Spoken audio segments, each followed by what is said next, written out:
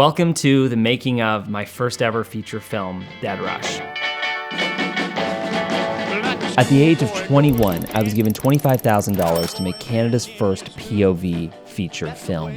It took us 2 weeks to shoot, and I lost probably about 5 years of my life on making this. This is the mechanics of what it takes to make your first ambitious project. And that's good. And in this video, if you want to skip to any sort of important moments within the making of, you can go check them out below. You can hit some hot spots, but I recommend watching this whole film if you're interested in learning on how to make a movie, especially one to this level.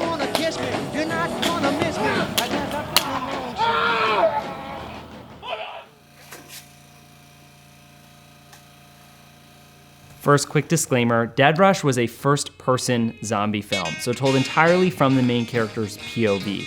We pitched it to look like a video game, to give financiers a bit of a unique perspective on a very oversaturated market. And I wanted to do something unique to put myself sort of on the map as a filmmaker, and doing a first-person zombie film was my best stab at doing that. Let's go! Get out of here! Go! Go! So I got money from a financer, which if you're interested in learning about how to make money and how to get money for a film, let me know in the comment section below. But I pitched them on a full-length zombie film that we could achieve with a budget of $25,000. Quick disclaimer, $25,000 for a feature film is absolutely nothing. In fact, it's probably the same budget that most feature films have as craft services on one day. My baby boogies when the sun is shining. She likes to make it Next year, and final forms, and the person who's like in charge of the set, but in terms of in charge of people, that's me. So if you have any questions, let me know. Make yourselves comfortable, grab food, chill out, and we'll get you into makeup as soon as we can. Cool? One of my co-writers on the project, as well as mentors, Gavin Michael Booth, gave me the advice, if you're doing a big shoot with a lot of extras, message every single person that you know, anybody on your contact list, get them to come out. And so I did just that, and on this shoot day, we had around 100 people come out to be zombies. Came upstairs to move your car yet, please do that right now. That would be greatly appreciated. And then, with the budget that we had, I asked every favor imaginable. Extras came out for free, a lot of the crew worked for a very reduced rate, and a lot of the gear that we used was donated for the shoot. And the reason how we were able to achieve this was because when you make a movie with a concept that is as ambitious as what Dead Rush was, which was a first-person zombie film, more people are more inclined to hop on something that's unique as opposed to something that's been done a million times before. And especially if it's your first ever feature, people kind of want to help out with that any way they can. I have to give David Michael Moot the most credit for doing this movie, because wearing that rig, I tried it on, it was a 25-pound camera rig with about $40,000 of camera gear on top of it that he maintained on his head the entire time. We're gonna get filming. you another axe for when we do the fighting scenes. Okay. I can see the back of it, that's okay. And if you swing it up real quick, it's fine. But just show no depth.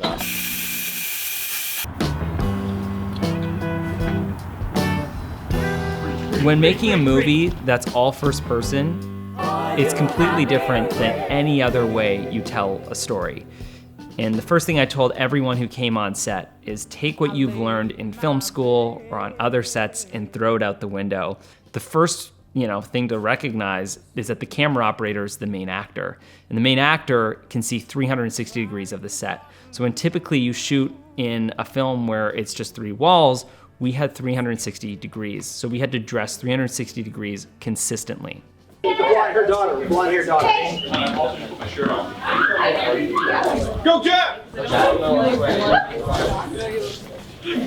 Another key factor when shooting POV, which you'll see in this, is David's putting his hands in front of the camera a lot. This was so when we see the shot, you see his hands, because if you don't see the character's hands, it could have been shot handheld, and therefore it's kind of a little bit jarring. So we realized the more we put his hands in the shot, the better it looked. Maybe like let's do like block one. Maybe he goes from the door to halfway in between the green box and the truck bed. Now, since we were so stripped down on this movie, not only were actors playing multiple roles, but so were the crew. This gentleman right here is my sound person. He was acting as my second AD on this big, intense scene while also running sound. The reason why I needed a second AD was because there were so many zombie extras on the project. Okay, so let's talk a little bit about the different directing titles, because obviously there's the director, first AD, second AD, and sometimes a third AD. This movie, we had all the way down to second AD, maybe even third AD on the project. Obviously, the director title is relatively known, but the director is basically the person who organizes the creative vision. I consider him or her the wingman of the story. You're basically taking the film from A to B, making sure everything happens. You're guiding the film with the script and being the editor on set. The first AD is this incredible human being, Liz May. We brought her onto the project a week before. I was like, hey, we need an AD on the film. I don't know what that job is. Would you mind doing it? And I quickly learned the importance of having an AD on a film. This was, I believe, her first feature film that she had AD'd. What is an AD? Well, the assistant director kind of tackles the non-creative parts of storytelling. The director gets to kind of be the creative person who really just makes sure that the story is coming together, and the AD makes sure the director's vision sort of comes to fruition. That's not to say ADs don't do creative things. Liz was always there sort of pitching ideas and coming up with stuff, but they're there to help the director's vision come together. So in this film, it was organizing extras, making sure the crew members knew what to do. If I yelled action, she would yell it louder. And in this film, we also had a second AD, and that's the second assistant director. And that was when we were doing these big extras shoots. To manage all the big background actor scenes, your first AD is to do sort of stuff a little bit closer to camera, and then your job is the people right in front of camera. So if you're thinking at levels, it's like director is principal actors, people in the front. AD is actors behind those actors. And then third AD, fourth AD, I'm assuming are all the other ones. I've never been in the position to have a fourth and third AD, but I'm assuming the larger the crew gets and the more actors there are, the more directors there are to relay that voice. Talk about my facial expression in this. Look at this. I look like I'm meditating. And that's not me meditating. It's not me thinking of some epic movie concept. This is me way in over my head, completely stressed out, having no clue how we're about to achieve what we're about to achieve. 100 extras. This is the longest shooting day, and I was way in over my head when it came to making this part. AD bar.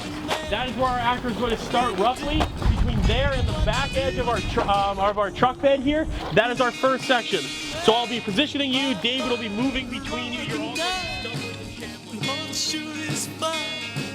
Well, it's a fine little girl driving me out of my mind. Action 1. Action 2.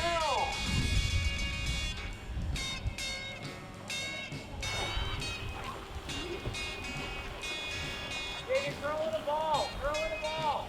David, throw in the ball.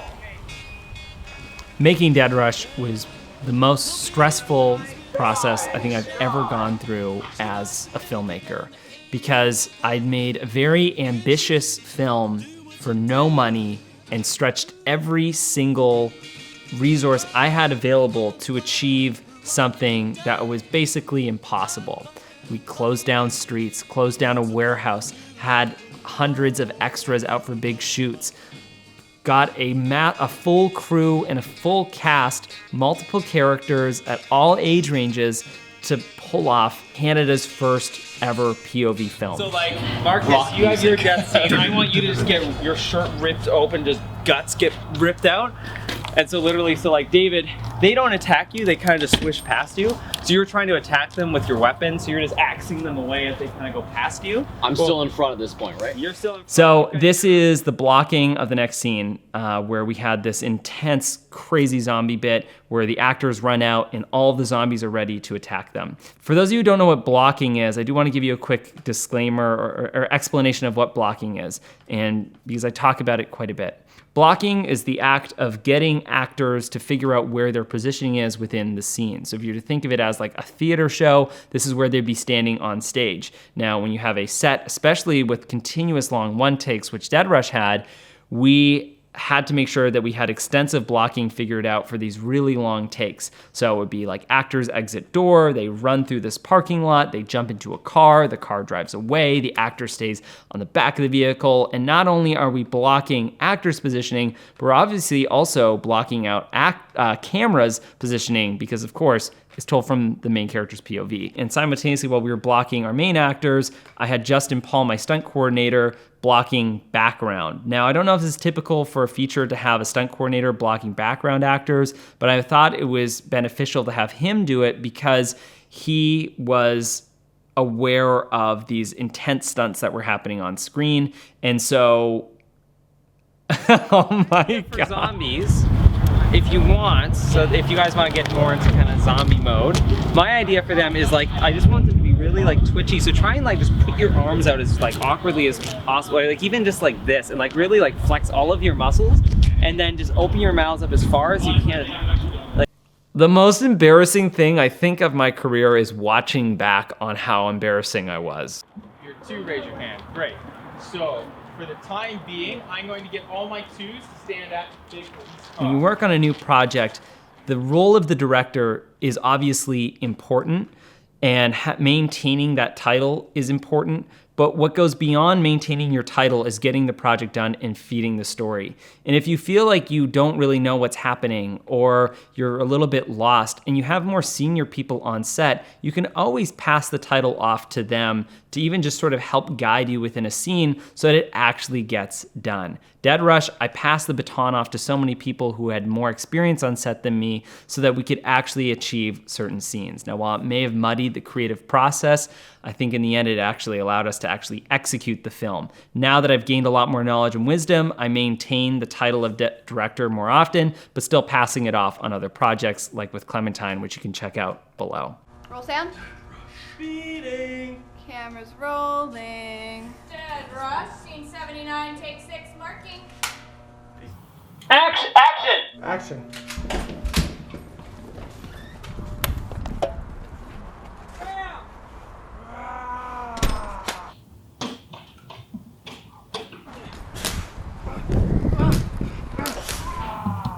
Graham!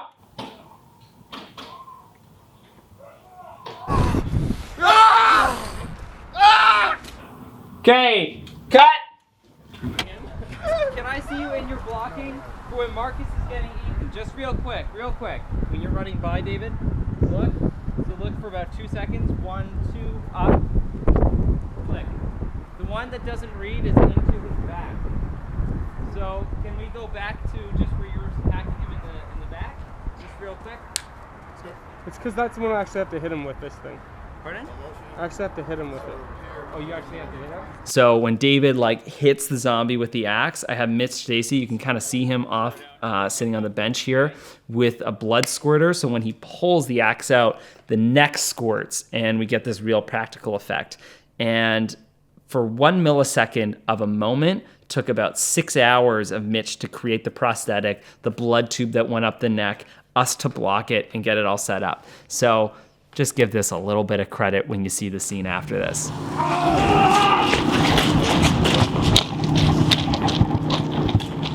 Production design is something to touch on real quick. When you're doing something on a large scale, one of the quickest ways to make it look really big budget is to scatter cars around. They're big objects that take up a lot of space, and when they're put on an angle and doors are open, immediately it looks like zombie apocalypse. And then to finalize that effect, you put a smoke machine underneath the hood of a car and you blow it out, and it just looks like a crashed car and it fills up the space. And now it comes to our next bit, which is our nighttime interior setup. Now, this scene cuts seamlessly into the day, so we actually shot in reverse order. So the scene where David runs through the building is actually cut with him going out during the day, and we shot in reverse order. This is the longest day I think I've ever filmed anything before. I think we filmed for about 16 hours this day, or 17 hours.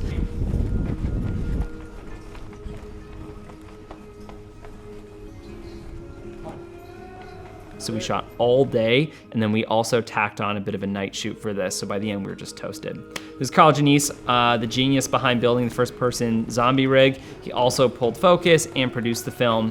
And you can tell the intricacies of running behind a camera, pulling focus, and following the actor around just has a lot of layers.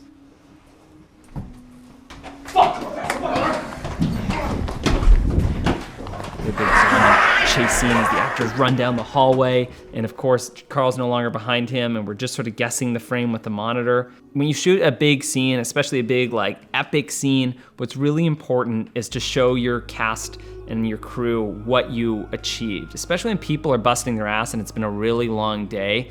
There's nothing more beneficial than your crew to see the magic that they've made. We good? Yeah, boys. Great all right. work. Awesome.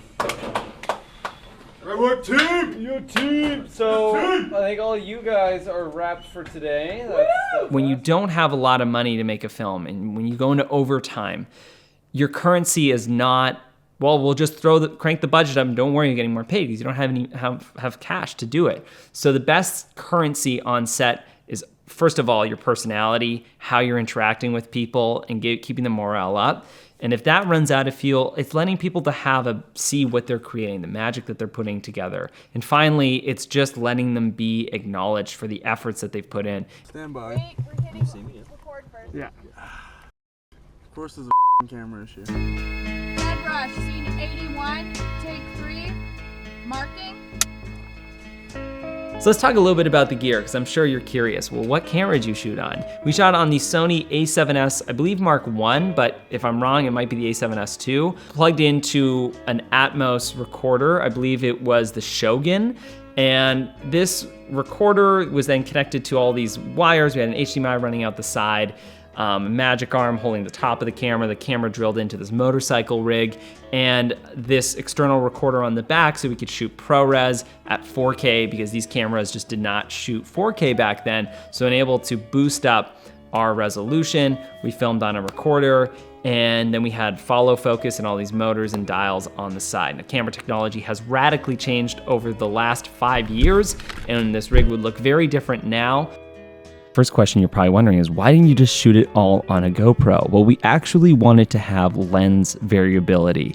So that means shooting with different focal lengths, and being able to change focal lengths in certain situations were how we were able to illustrate what our main character was going through in different environments. Like when he's slowly turning into a zombie, we swapped over to a 35 mil, getting tighter shots of his hands, and it illustrated this perfectly. But then when he's in a new space and things feel kind of wide open and brand new, well, we're shooting on a wider lens.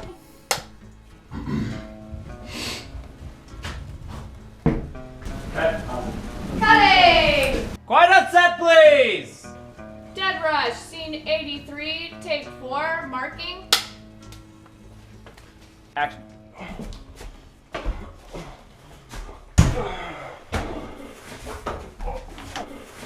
Our puking scene, David goes to the toilet and vomits. I have like a tube that like line up with him puking.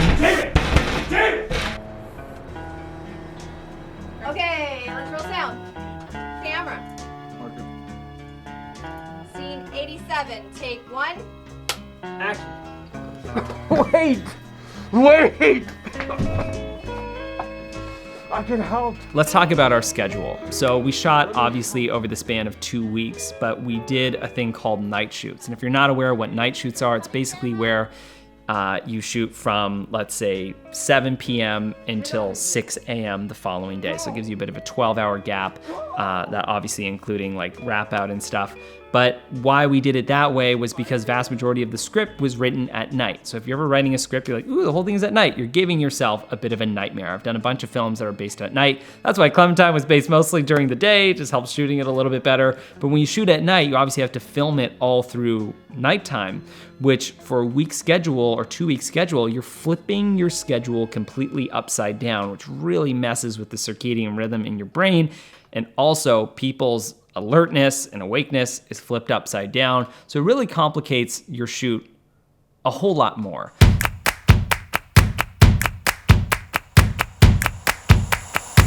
Marlon, go ask that bald dude if I can rip his head off.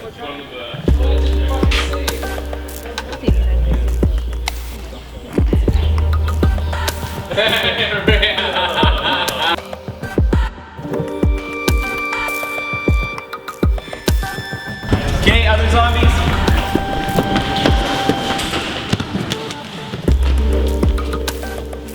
After watching these clips and seeing these scenes from the movie, you're probably like, Zach, where do I see the film? How do I watch it? Well, the film actually got released in a couple different platforms all across the world. We got global distribution when the film was done. It got re-released through a couple titles, one of them being Kill Another Day, which sounds like some James Bond film. There's also Hardline, which was released in the UK, and it was released in a couple other countries that I don't know the actual title of. And if you don't want to pay for the movie and you'd like to save some money, you can watch the Spanish version completely for free on YouTube. There's a link to it below. And I'm sure you're probably like, Zach, I want to support Canadian cinema. I want to help, young filmmakers like yourself. Don't worry, I don't make a dime off of it, and I don't really know who does. When we finish the film, which I'll go more in depth in another video, I got completely fucked over for making profits on the film when it was done, where it ended up, and sort of my involvement on the back end. I'm not bitter about it, you're bitter about it. We're all good, I'm fine. It's not like I poured my whole heart and soul into this one project and almost died during it, but whatever. So you'll want to watch the next video that I released talking about how to navigate the sort of back end of making movies. And I sort of show you a little bit more about what ended up happening with our film. And finally, if you do want to support what I'm doing, I actually have compiled all the information that I've gained from making movies, feature films, short films, and even commercial work into one project. And that is this, the Unoriginal Guide to Originality. This is a guidebook, rule book, toolkit on how to create authentic content. I used formulas that I wrote within this book to get financing for Dead Rush, using my rule of 3 formula by putting together multiple ideas to create one that seemed authentic and original in an oversaturated market. So if you guys have ideas at the tip of your tongue, want to go out and make that feature film or that short film, but feel like maybe there isn't interest on it, I've created formulas on how you can achieve that. So it'd be great to get your support. There'll be a link to this book in the description below, right beside a link to the Spanish version of Dead Rush, because I absolutely love watching it. I think it's so funny to hear everybody with Spanish like dubbing over. I think it's Spanish. Now I feel horrible. I don't even remember. I've watched it like quick couple clips because I still cringe watching my own films.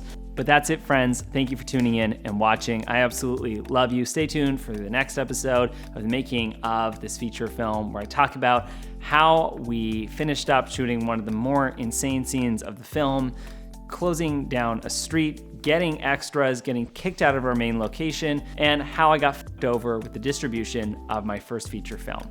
I'll see you guys later. And remember, you can do it.